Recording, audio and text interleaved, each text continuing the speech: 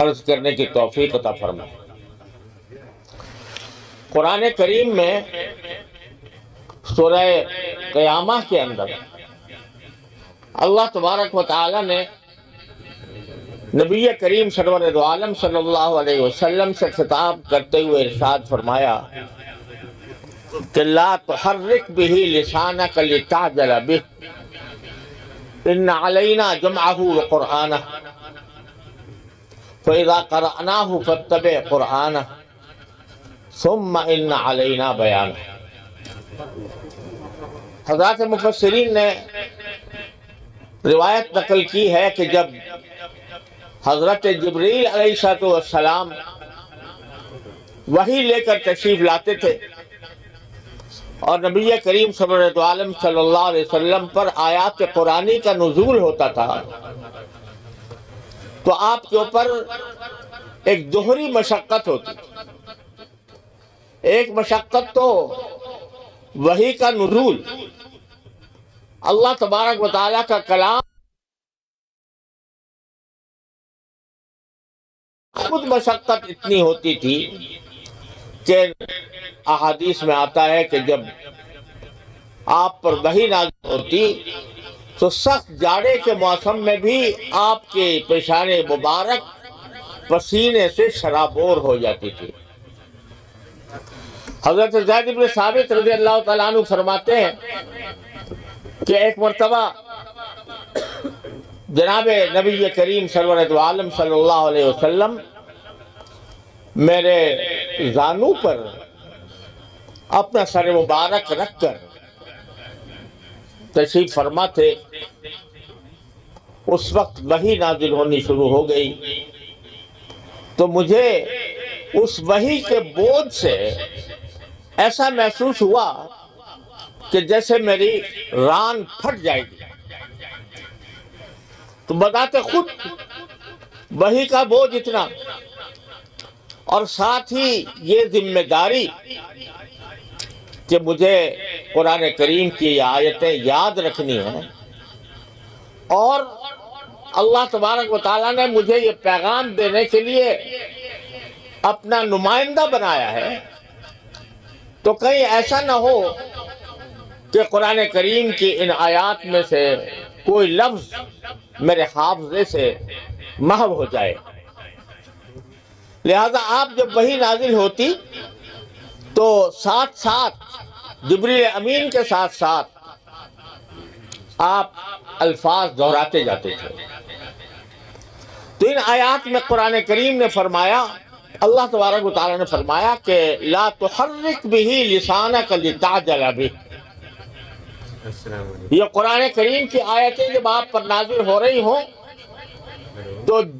ان کو جلدی سے یاد کرنے کی خاطر آپ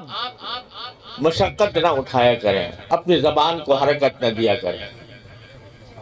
کیوں؟ آگے وجہ یہ بیان فرمائی کہ ان علینا جمعہ وقرآنہ۔ یہ جو آپ کے ذہن میں اندیشہ ہے کہ کہیں آپ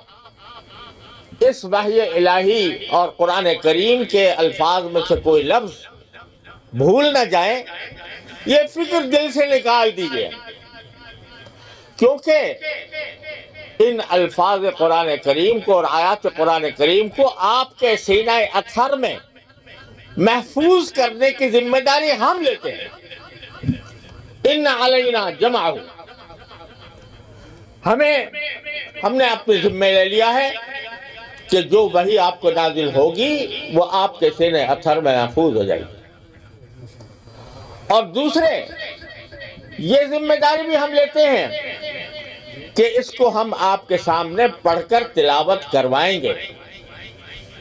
حضرت جبریل علیہ السلام اس کی تلاوت کریں گے اور اس کو پڑھنے کا طریقہ بھی بتائیں گے۔ فَإِذَا قَرَأْنَاهُ فَاتَّبِعْ قُرْآنَهُ، تو جب ہم اپنے فرشتے کے ذریعے قرآن کی تلاوت کریں تو آپ اسی کی اتباع کیجئے، یعنی اسی طرح پڑھیے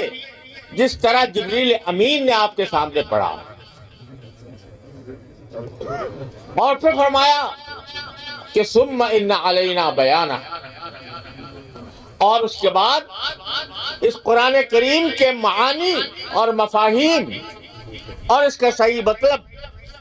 وہ بھی آپ کے قلب مبارک پر القاء کرنا ہم اپنے ذمے لیتے ہیں۔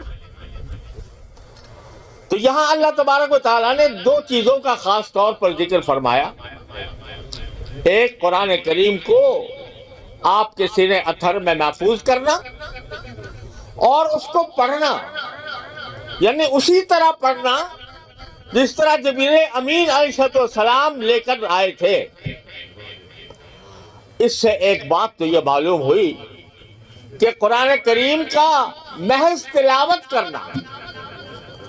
صرف زبانی طور پر اس کو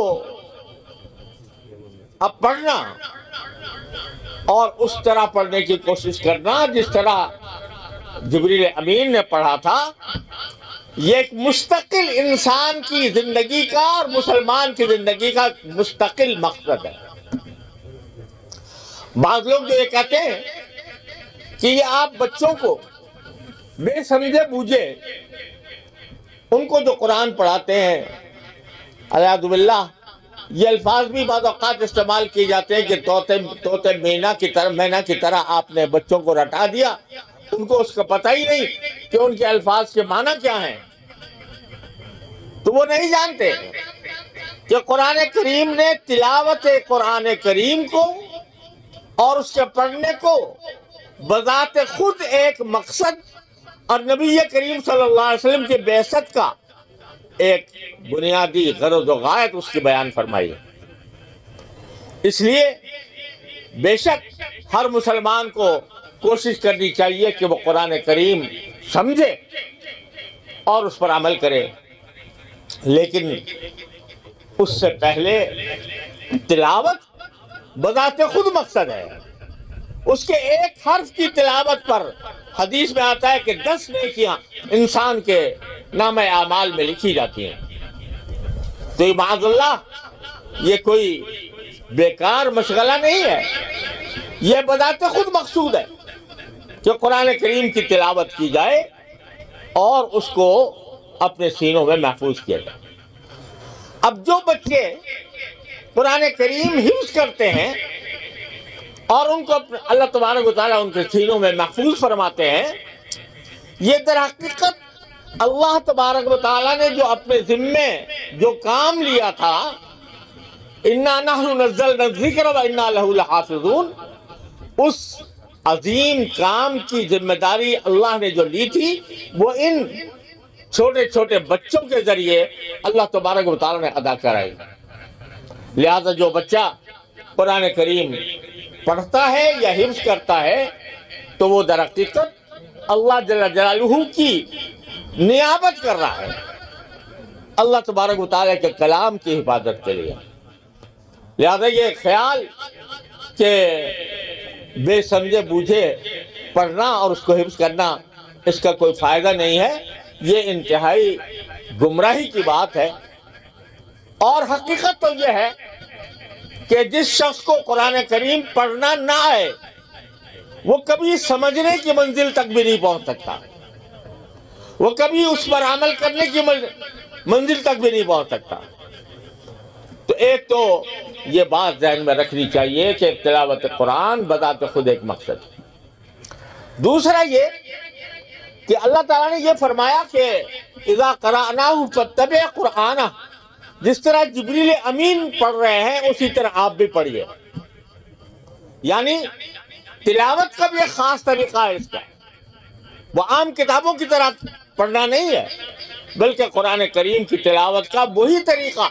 جو حضرت جبریل امین علیہ السلام نے اختیار فرمایا وہ ہر مسلمان کی ذمہ داری ہے، اور یہ اس امت کا امتیاز ہے، اتنا بڑا امتیاز ہے کہ دنیا کی کوئی قوم، کوئی ملت، کوئی مذہب اس کی نظیر پیش نہیں کر سکتا کہ قرآن کریم کی تلاوت کے طریقے کو اس امت کے علماء نے ایک مستقل علم میں جمع فرمایا جس کا نام علم تجوید ہے۔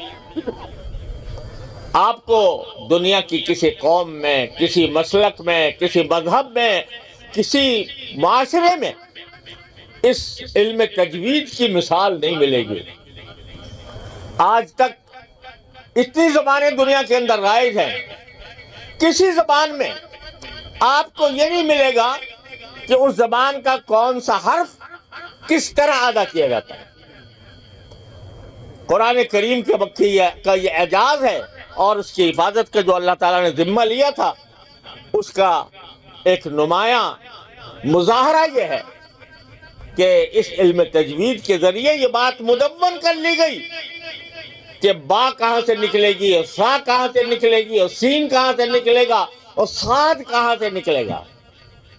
دنیا کی کوئی زبان اس کی مثال پیش نہیں کر سکتی۔ آج انگریزی بڑی وسیع زبان سمجھی جاتی ہے، لیکن اس میں کہیں آپ کو یہ کہیں نہیں ملے گا کہ بھئی اے کہاں سے نکلے گا، اور بی کہاں سے نکلے گا، اور سی کہاں سے نکلے گا، اور ڈی کہاں سے نکلے گا۔ یہ صرف علماء امت کا امتیاز ہے کہ انہوں نے قرآن کریم کی حفاظت کے لیے، اس کے طریقہ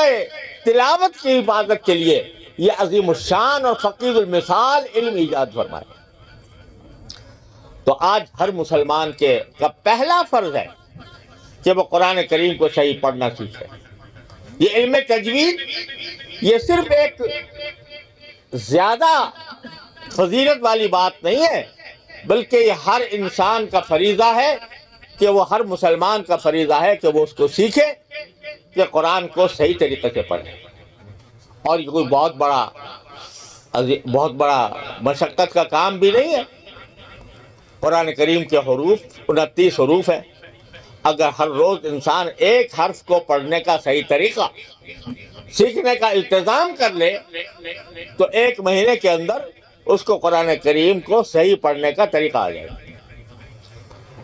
پھر آگے اللہ تعالیٰ نے فرمایا کہ ہم اس کی تفسیر اور اس کی تشریحات بھی آپ کے قلب مبارک پر القاء فرمائیں گے۔ ثم ان علینا بیانہ۔ تو یہ جو مدرسے آپ کو نظر آ رہے ہیں چاروں طرف پھیلے ہوئے، الحمدللہ، یہ مدرسے اللہ تبارک و تعالیٰ نے جو ذمہ داری اپنے سر لی تھی کہ ہم اس کو محفوظ بھی کریں گے، اس کو پڑھنے کا طریقہ بھی بتائیں گے، اس کی تشریح و تفسیر بھی آپ کے قلب پر القاء فرمائیں گے،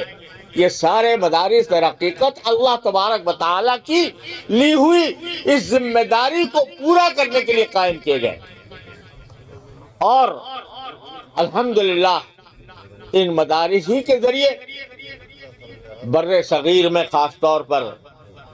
دین اگر محفوظ رہا ہے اور اپنی اصل شکل میں محفوظ رہا ہے تو وہ ان مدارس کی وجہ سے ہے، جو سب سے پہلے حضرت